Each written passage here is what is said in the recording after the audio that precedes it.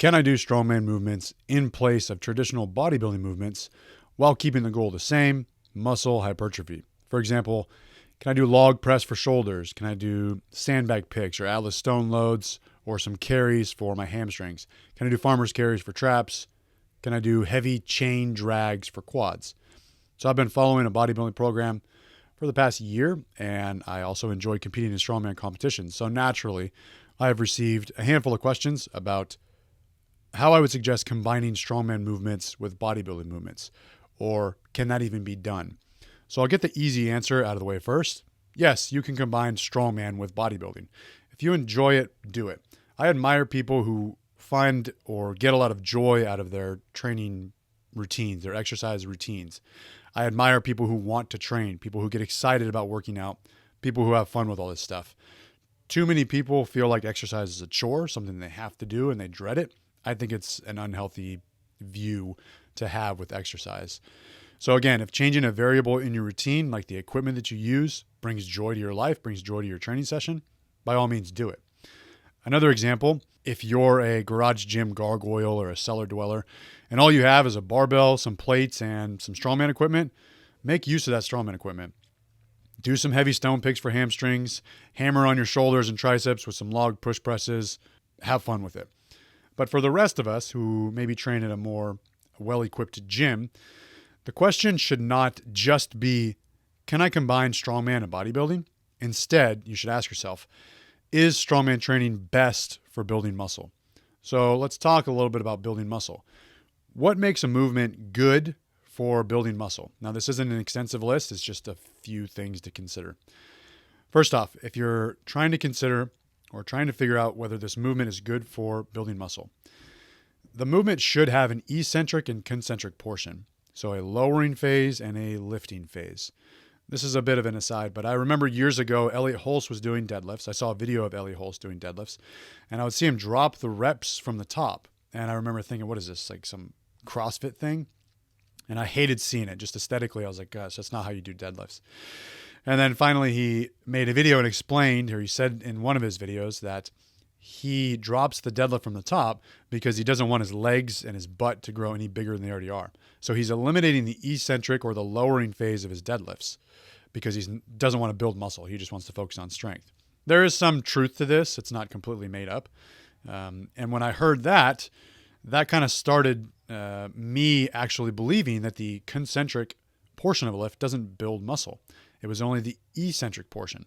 Now, there are studies, and I looked into it at the time, but there are studies that show that eccentric training can be more effective at building muscle mass than concentric training. And because of how the internet works, there were a lot of people saying, hey, the concentric portion actually does nothing for muscle growth.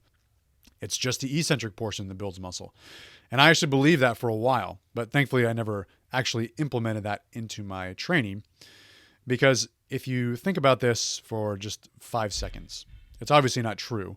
The eccentric and the concentric portion both build muscle. So if you take your untrained grandmother and you have her do heavy sled pushes for long enough, her legs are going to be sore, even though there's no eccentric loading in that movement. If you did heavy Anderson squats, which is a bottom-up pin squat where you just start from the bottom, and let's say in theory you completely eliminated the eccentric portion, you just drop the bar off your back at the top. If you do enough weight and enough reps, you're going to get sore, and you're still going to build muscle and strength, even though there's no eccentric portion in that. So you do need an eccentric and a concentric portion. If your goal is to build muscle, there should be more time under tension, not less, to an extent. So a couple of real-world examples. A sled power row is not as good as a barbell row for building muscle. The sled power row relies on a lot of momentum, and there's not much time under tension at all. A barbell row would be better for building muscle. Next, if you're trying to figure out whether or not this movement is good for building muscle, the movement should allow progressive loading. So an example of a less than good movement and a good movement for, let's just say, the rear delts. Something I used to always do, band pull-aparts. I would do like 25 to 50 reps. That would be suboptimal in terms of progressive loading. Instead, something better that I was doing on the bodybuilding program that I'm still doing would be a rear delt cable fly for a number of reasons, but one of the reasons it can be incrementally loaded with a weight stack, so it's much easier to progressively load it. Another example would be a max distance sandbag carry. If you've ever done that, your hamstrings are torched and your hamstrings will actually be sore the next day. But the thing is that most people have like two sandbags. You got a 100-pound sandbag and a 250-pound sandbag. It's quite a jump. Whereas maybe a barbell Romanian deadlift can be incrementally loaded on a barbell. Next, this will be the topic that I focus on most. But if you're trying to figure out if this movement is good for building muscle, the movement should allow you to train close to muscular failure. The point is not to just take a movement to failure. That's not hard to figure out. You can really take any movement to failure. The point is to take a muscle to failure, which requires more precision and a little more thought. So let's compare a Romanian deadlift with straps, so grip is not a factor. You got a Romanian deadlift with straps and a sandbag pick, multiple reps of a sandbag pick. What's going to fail first on a Romanian deadlift with straps? Probably your hamstrings, the muscle you're trying to target. Maybe your lower back, maybe your upper back, but it's going to be your posterior chain, your hamstrings, and again, that's probably what's going to fail first. Now, what's going to fail first on a heavy set of sandbag picks? If you've ever done this, if you've never done heavy sandbag picks, I'll tell you right now, your grip is going to fail first. Your ability to grab the bag and pick it up will fail first, unless you're shaped like Johnny Bravo. So your grip is going to fail first, not necessarily your hamstrings. And with most strongman implements, like a heavy sandbag, like any object, you're going to be lifting odd objects, not an ergonomic barbell. So let's take a log press. Sure, this is good for shoulders, but it's also a partial range of motion based on the size of the log. But it's a lot more stressful on your neck, your spine, and your core and your stability. So those things might limit your ability to take your shoulders to true failure, whereas a seated shoulder press machine provides stability. So you are able to get close to true shoulder muscle failure. Now, I'm not suggesting that a seated shoulder press is always the best option. I'm just trying to get you to consider some things that you might not have thought about. You got to realize that most strongman implements have hurdles or barriers that prevent you from being able to isolate a muscle group.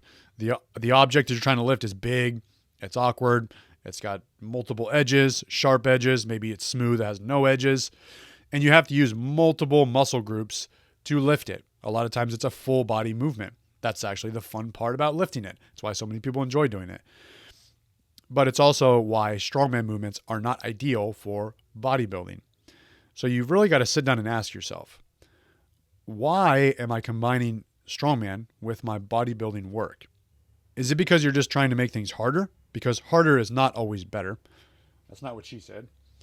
Is it because you're trying to kill two birds with one stone? And that's okay if you are. Maybe you're pressed for time or you follow a minimalist program. But just because it's more time efficient does not necessarily mean it's better for building muscle. Some strongman competitors, a lot of the B-roll in this video, a lot of the clips you're seeing, Yoko Ahola, Sven Karlsson, Magnus Samuelsson, some of these guys, or a lot of them, did their strength work and their bodybuilding work separate from their event training. Event training was treated like a skill practice rather than being the meat and potatoes of their training. Now, you might see on Instagram some strongman competitors nowadays doing a lot of event training, and you think, well, okay, I need to start doing all of my work needs to be event training. You have to consider a few things. So first, they might be peaking for a competition, so their training is specific to that competition. Or they are already very strong and very muscular. You're not. Neither am I. So we need to spend more time building strength or building muscle mass. So next time you want to use some strongman implements for your bodybuilding work, ask yourself, why? If you're doing lat pull downs for your lats and you think, ooh, I should use a fat bar to improve my grip too, two birds with one stone. Are you trying to take your lats to failure or are you trying to take your grip to failure? You want to do bench press with a log. Why? Is it to improve your log press? Okay, that could work. Does the neutral grip feel better on your shoulders? Cool, that works too. Or are you doing it because you want to get the best of both worlds, big pecs and a strong log press? It might not be the best option.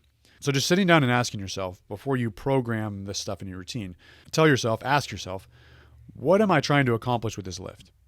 Why am I doing this lift? Why am I using this equipment? Why am I using this implement? Why am I using this machine?